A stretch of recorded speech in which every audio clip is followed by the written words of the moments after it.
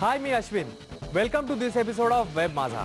पोटापाण्याचा उद्योग तर हवाच, पण नाटक, गाणं, कविता अशा एखाद्या कलेशीही नातं ठेवा. पोटापाण्याचा उद्योग तुम्हाला जगवेल आणि कलेशी असलेलं नातं जगायचं कशासाठी ते सांगेल. पुलंचं हेच हितगुज काही मराठी तरुणांनी प्रत्यक्ष जगायचं ठरवलं आणि अस्तित्वात आली मराठी साहित्य, नाटक, संगीत, प्रतिभावंत या साऱ्यांसाठीच व्यासपीठ ठरलेली मानबिंदू.com ही वेबसाईट. आपण पाहूयात याचबद्दलचा एक रिपोर्ट.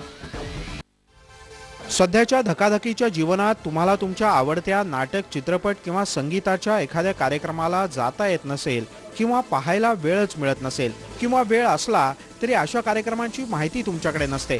पण आता अशी चिंता सोडून द्या, कारण तुमच्या मोबाईलवर तुम्हाला अशा सगळ्या कार्यक्रमांची माहिती SMS अलर्टच्या माध्यमातून मिळणार आहे. त्यासाठी तुम्हाला फक्त एवढंच करायचं, तुम्ही एका वेबसाईटला लॉग इन करायचं आणि तुमचं नाव नोंदवायचं.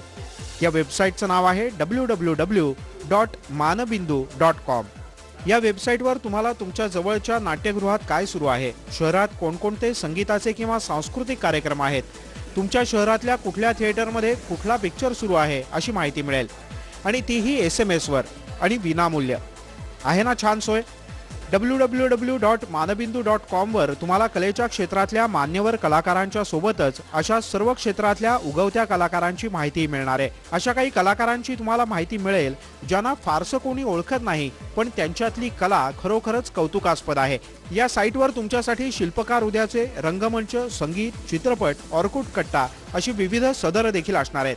मानबिंदू ही खरं तर ऑर्कुटवरची एक लोकप्रिय कम्युनिटी, पण तिची लोकप्रियता एवढी वाढत गेली की त्यातून वेगळ्या अशा वेबसाईटची कल्पना पुढे आली. योगेश पितळे, समीर कर्वे आणि अनुप पिंगळे यांच्या प्रयत्नातून ही www.manabindu.com ही वेबसाईट प्रत्यक्षात आली. पण या वेबसाईटवरचे अलर्ट सध्या मुंबई आणि पुण्यापुरतेच उपलब्ध असणार आहे. तेव्हा धावपळीत असाल तरी थोडासा वेळ काढा आणि www.manabindu.com वर लॉग इन करा. ब्युरो रिपोर्ट, स्टार माझा.